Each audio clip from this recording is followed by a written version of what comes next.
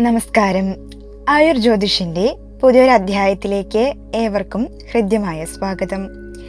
ഇന്നത്തെ വീഡിയോയിൽ തുലാം, വൃശ്ചികം എന്നീ രാശിക്കാരായ ചിത്തിര 3, 4 പാദക്കാർ, ചോതി, വിശാഖം, അനിഴം, തൃക്കേട്ട എന്നീ നക്ഷത്രക്കാർക്ക് 2026 ഡിസംബർ 11 വരെ ശനി വക്രഗതി പ്രാപിക്കുന്നതിൻ്റെ ഫലമായി ജീവിതത്തിൽ എന്തെല്ലാം മാറ്റങ്ങളാണ് ഉണ്ടാകുന്നത് എന്നാണ് പരിശോധിക്കാൻ പോകുന്നത്. നിങ്ങളുടെ ജാതകത്തിൽ ശനി ദോഷപ്രദമായാണ് നിൽക്കുന്നത് എങ്കിൽ ഡിസംബർ 11 വരെയുള്ള കാലഘട്ടം ആ ദോഷഫലങ്ങളുടെ കാഠിന്യം കുറയുന്നതിനും, എന്നാൽ ശനി അനുകൂലസ്ഥനാണെങ്കിൽ ഡിസംബർ 11 വരെയുള്ള സമയത്ത് ശനിയുമായി ബന്ധപ്പെട്ട് പ്രവർത്തിക്കുന്നവർ അത്തരം കാര്യങ്ങളിൽ കൂടുതൽ കരുതലും ശ്രദ്ധയും പുലർത്തേണ്ടതും വളരെ അത്യാവശ്യമാണ്. അതായത് നിങ്ങളുടെ ജാതകമാണ് എല്ലാ കാര്യങ്ങളുടെയും അടിസ്ഥാനം.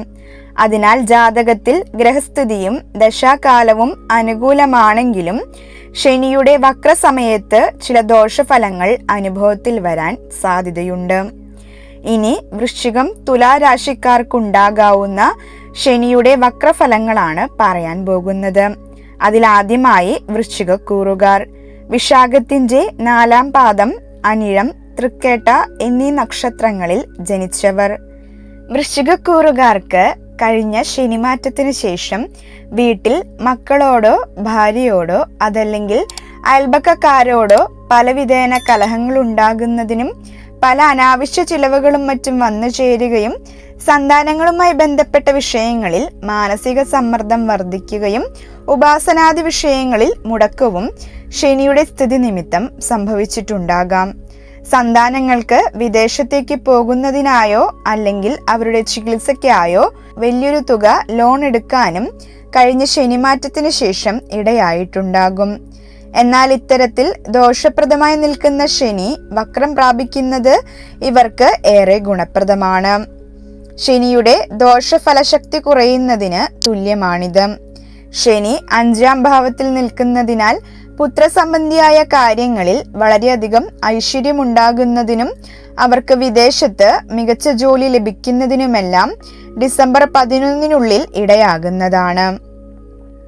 5-ാം ഭാവം ഊഹക്കച്ചവടത്തെ കൂടി സൂചിപ്പിക്കുന്നതിനാൽ ഓഹരി വിപണിയിലോ ലോട്ടറിയിലോ പണം നിക്ഷേപിക്കുന്നത് ഈ സമയത്ത് ശ്രദ്ധിച്ചു വേണം.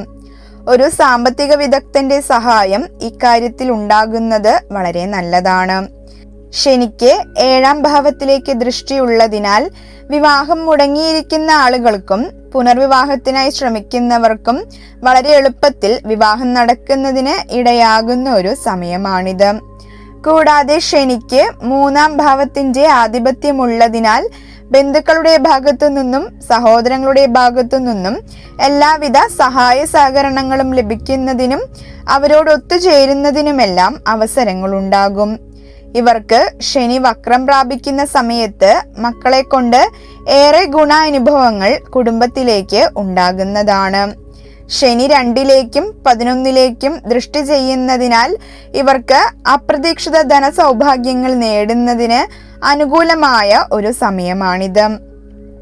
ശ്രമിച്ചു കഴിഞ്ഞാൽ പുതിയൊരു വരുമാന മാർഗം ഉണ്ടാക്കിയെടുക്കുന്നതിനും തന്നെ കഷ്ടപ്പെടുത്തിയിരുന്ന കടങ്ങളിൽ നിന്നും മറ്റും മോചനം ലഭിക്കുന്നതിനും അനുകൂലമായ ഒരു സമയമായി മാറുന്നതാണ്. കൃഷി, കന്നുകാലി വളർത്തൽ, അസംഘടിത മേഖലയിലെ തൊഴിലുകൾ മുതലായവ ചെയ്യുന്നവർക്ക് ജീവിതത്തിൽ ഏറെ ഐശ്വര്യങ്ങളും ധനസമൃദ്ധിയും കൈവരാവുന്ന ഒരു സമയമാണിത്. ശനി നൽകുന്ന അനാവശ്യ ഭയവും ഉത്കണ്ഠയും ഡിസംബർ 11 വരെ കുറയാൻ സാധ്യതയുണ്ട്. ശനിയുടെ നേരിട്ടുള്ള ദൃഷ്ടിയും സ്വാധീനവും കുറയുന്നതിനാൽ ഈ സമയത്ത് മനസ്സിനല്പം ആശ്വാസം ലഭിക്കും. 4-ാം ഭാവം എന്നത് മാതാവിനെ കൂടി ചിന്തിക്കാവുന്ന ഒരു ഭാവമായതിനാലും ശനിക്ക് 4-ാം ഭാവാധിപത്യമുള്ളതിനാലും ആ സമയത്ത് മാതൃസ്വത്ത് കൈവരുന്നതിനോ വീട് പണിയുടെ ആവശ്യങ്ങൾക്കായി മാതാവിന്റെ ഭാഗത്തു നിന്നും സഹായങ്ങൾ ലഭിക്കുന്നതിനോ ഇടയാകുന്നതുമാണ്. പലരും വീട് പണിയുന്നതിനുള്ള തീരുമാനങ്ങളും ഈ സമയത്ത് എടുക്കാൻ ഇടയാകും. ശനി ജാതകാൽ ദോഷസ്ഥാനത്താണെങ്കിൽ ഇവർ ജോലി സംബന്ധമായി ദൂരെ പോയി വീട് വാടകയ്ക്കെടുത്ത് താമസിക്കുന്നതിനും ഇടയാകും. ഇവർ ധീരമായി തന്നെ തന്റെ ശത്രുക്കളെ നേരിടുകയും ആപത്ത് സമയത്ത് കൂട്ടുകാരുടെ ഭാഗത്തു നിന്നും ബന്ധുക്കളുടെ ഭാഗത്തു നിന്നും സഹായ സഹകരണങ്ങൾ ലഭിക്കാൻ ഇടയാകുന്നതുമാണ്.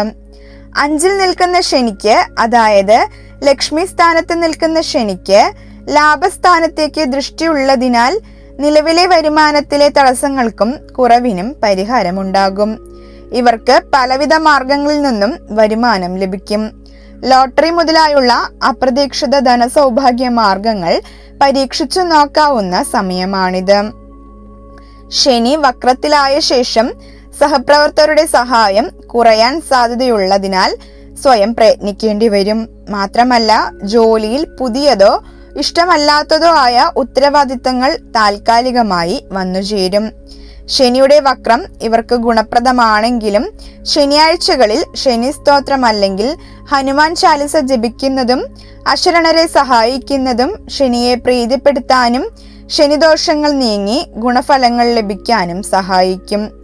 നിങ്ങളൊരു ശനി ഭക്തനാണെങ്കിൽ ഓം ശം ശനീശ്വരായ നമ എന്ന് കമന്റ് ചെയ്യാൻ മറക്കരുത്. അടുത്തതായി തുലാക്കൂറുകാർ. ചിത്തിരയുടെ 3-4 പാദങ്ങളിൽ ജനിച്ചവർ, ചോതി വിശാഖത്തിന്റെ ആദ്യ 3 നക്ഷത്ര പാദങ്ങളിൽ ജനിച്ചവർ. ഇവർക്ക് നിലവിൽ ശനി ഏറ്റവും അനുകൂല ഭാവമായ 6-ലാണ് സ്ഥിതി ചെയ്യുന്നത്. എന്നിരുന്നാലും വ്യാഴം നിലവിൽ മൗഢ്യത്തിലായതിനാൽ ചില ദോഷഫലങ്ങൾ ഇവർ അനുഭവിച്ചു കൊണ്ടിരിക്കുകയായിരിക്കും. എന്നിരുന്നാലും ശനി അനുകൂല ഭാവത്തിലായതിനാൽ ശത്രുശല്യം നീങ്ങുകയും കൂടുതൽ തൊഴിലവസരങ്ങൾ ലഭിക്കുന്നതിന് ഇടയാകുകയും ചെയ്തിട്ടുണ്ടാകാം. അസംഘടിത മേഖലകൾ കൂടാതെ കൃഷി, കന്നുകാലി വളർത്തൽ മുതലായവയുമായി ബന്ധപ്പെട്ട് പ്രവർത്തിക്കുന്നവർക്ക് ഉന്നത വിജയം പ്രാപ്തമാകുന്ന ഒരു സമയമാണ് ഇപ്പോൾ നടന്നുകൊണ്ടിരിക്കുന്നത്. ഇത്തരത്തിൽ ശുഭപ്രദമായി നിൽക്കുന്ന ശനി വക്രം പ്രാപിക്കുന്നത് ഇവർക്കത്ര ഗുണപ്രദമല്ല. എന്നിരുന്നാലും കേസുകളിലോ തർക്കങ്ങളിലോ ഏർപ്പെട്ടിരിക്കുന്നവർക്ക് അനുകൂലമായ വിധി പ്രതീക്ഷിക്കാം. എങ്കിലും ഡിസംബർ 11 വരെ നടപടിക്രമങ്ങളിൽ ചെറിയ കാലതാമസം നേരിട്ടേക്കാം. ജോലി സംബന്ധമായി നിങ്ങളുടെ ഉത്തരവാദിത്തങ്ങൾ മറ്റാരെയും ഏൽപ്പിക്കാതെ നേരിട്ട് ചെയ്യുന്നത് പിന്നീടുണ്ടാകുന്ന പ്രയാസങ്ങളെ ഒഴിവാക്കാൻ നല്ലതാണ്. മാത്രമല്ല, സഹപ്രവർത്തകരിൽ നിന്നുള്ള സഹായം കുറയാനും സാധ്യതയുണ്ട്. ബാങ്ക് ലോണുകൾക്കോ മറ്റോ ശ്രമിക്കുന്നവർക്ക് അനുകൂല സമയമാണെങ്കിലും തിരിച്ചടവ് ശേഷി കൃത്യമായി വിലയിരുത്തിയ ശേഷം മാത്രം വലിയ തുകകൾ കടമെടുക്കുന്നതാണ് നല്ലത്. ശനി വക്രം പ്രാപിക്കുമ്പോൾ സ്വാഭാവികമായും തുലാക്കൂറുകാർക്ക് ഒരു മടി അനുഭവപ്പെടാം. ഇത് നിങ്ങളുടെ ജോലിയെ ബാധിക്കാതെ നോക്കണം. 6-ാം ഭാവം തർക്കങ്ങളുടേതു കൂടിയായതിനാൽ മറ്റുള്ളവരുടെ കാര്യങ്ങളിൽ ഇടപെട്ട് അനാവശ്യ ശത്രുത സമ്പാദിക്കാതിരിക്കാൻ വളരെ കരുതൽ വേണം. ശനി വക്രം പ്രാപിക്കുന്നതോടെ ജോലി സ്ഥലത്ത് വലിയ പ്രൊജക്റ്റുകളിൽ ചെറിയ തടസ്സങ്ങളോ കാലതാമസമോ നേരിടാൻ സാധ്യതയുണ്ട്. മാത്രമല്ല, പണം ചിലവാക്കുന്ന കാര്യത്തിൽ അതീവ ശ്രദ്ധ പുലർത്തണം. പെട്ടെന്നുള്ള നിക്ഷേപങ്ങൾ ഡിസംബർ 11 വരെ ഒഴിവാക്കുന്നതാണ് ഉചിതം. കാര്യങ്ങൾ വിചാരിച്ച വേഗത്തിൽ നടക്കാത്തതിനാൽ ചെറിയ തോതിൽ മനസ്സിന് അസ്വസ്ഥത അനുഭവപ്പെട്ടേക്കാം.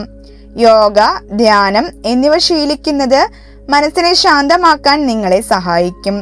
മാത്രമല്ല, പാലിക്കാൻ കഴിയാത്ത വാഗ്ദാനങ്ങൾ ഈ കാലയളവിൽ ആർക്കും നൽകാതിരിക്കാൻ വളരെയധികം ശ്രദ്ധ വേണം. വ്യാഴം മൗഢ്യത്തിലായതിനാൽ തൊഴിലിടത്തിൽ വേതനത്തെ ചൊല്ലി ചില തർക്കങ്ങളും ഉണ്ടാകും. നിലവിലെ തൊഴിലിടം മാറുന്നതിനോ നിലവിലെ കോൺട്രാക്ടറുടെ കീഴിൽ നിന്നും വേറെ മാറി ജോലി ചെയ്യേണ്ട സാഹചര്യങ്ങളും ഓഗസ്റ്റ് മാസത്തിൽ ഉണ്ടായേക്കാം. എന്നാൽ വിദേശത്ത് ജോലി ചെയ്യുന്ന മക്കൾക്ക് വളരെ നല്ല സമയമാണ്. അവർക്ക് ജോലിയിൽ സ്ഥിരതയോ അല്ലെങ്കിൽ പഠനം പൂർത്തിയാക്കി ജോലിയിൽ പ്രവേശിക്കുന്നതിനുള്ള സാഹചര്യങ്ങളോ ഒത്തുവരും. അതുകൊണ്ട് തന്നെ വിദേശത്തു നിന്നുമുള്ള വരുമാനത്തിന് കുറവുണ്ടാകുകയില്ല. റിയൽ എസ്റ്റേറ്റുമായി ബന്ധപ്പെട്ട് തൊഴിലെടുക്കുന്നവർക്ക് സ്ഥലം കണ്ടുവെക്കുവാനും സാധിക്കും. പക്ഷെ വിറ്റഴിക്കുന്നതിന് സെപ്റ്റംബർ വരെ കാത്തിരിക്കേണ്ടി വരും. ചെറുകിട തൊഴിലുകളും വ്യാപാരവും ചെയ്യുന്നവർക്ക് നല്ല സമയമാണ്. കഴിഞ്ഞ വർഷങ്ങളിലെ തെറ്റുകുറ്റങ്ങളെ മനസ്സിലാക്കി മുന്നോട്ട് പോകാനും കഴിയും. മാത്രമല്ല കുറച്ചു പണം ചിലവാക്കി കൂടുതൽ ധനം നേടുന്നതിനുള്ള മിടുക്ക് ഇവർക്ക് അധികരിക്കും. കൂടാതെ ഇവരുടെ ജീവിതത്തിലെ സമസ്ത മേഖലകളിലും വലുതായ മാറ്റം സംഭവിക്കാൻ ഇടയാകും. ശനി നിൽക്കുന്നത് വ്യാഴക്ഷേത്രത്തിലും കാലചക്രത്തിന്റെ മോക്ഷസ്ഥാനത്തുകൂടി ആയതിനാൽ ഇവർ ആത്മീയപരമായ കാര്യങ്ങളിൽ കൂടുതലായി ഇടപഴകുകയും പുതുതായി ഉപാസനകളും വിദ്യാധികാര്യങ്ങളും തുടങ്ങുന്നതിന് ശനി വക്രം പ്രാപിക്കുന്ന സമയങ്ങളിൽ ഇടയാകും. എന്തൊക്കെ പറഞ്ഞാലും ശനി ഒരു പാപഗ്രഹമായതിനാൽ നിങ്ങളുടെ ചിലവുകളെ പറ്റി ഒരു അവബോധം ഉണ്ടാക്കുന്നതും ചിലവുകൾ മുൻകൂട്ടി കണക്കാക്കി ഒരു ബജറ്റ് ഉണ്ടാക്കി വെക്കുന്നതും വളരെ നല്ലതാണ്.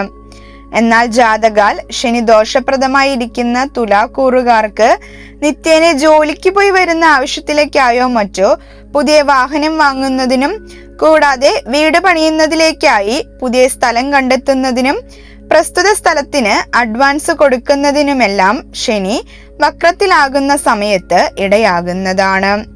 ശാസ്താവിനെ ഭജിക്കുന്നതും ശനിയാഴ്ചകളിൽ എള്ളുതിരി വഴിപാടായി നടത്തുന്നതും ഈ വക്രകാലത്തെ ആലസ്യം മാറ്റാനും ബിസിനസ് പരമായ തടസ്സങ്ങൾ നീക്കാനും സഹായിക്കും. നിങ്ങളൊരു ശനിഭക്തനാണെങ്കിൽ ഓം ശം ശനീശ്വരായ നമ എന്ന് കമന്റ് ചെയ്യാൻ മറക്കരുത്. നിങ്ങൾക്ക് എൻ്റെ വീഡിയോ ഇഷ്ടമായാൽ വീഡിയോ ഒന്ന് ലൈക്ക് ചെയ്യാനും ഞങ്ങളുടെ ചാനൽ ഒന്ന് സബ്സ്ക്രൈബ് ചെയ്യാനും മറക്കരുത്.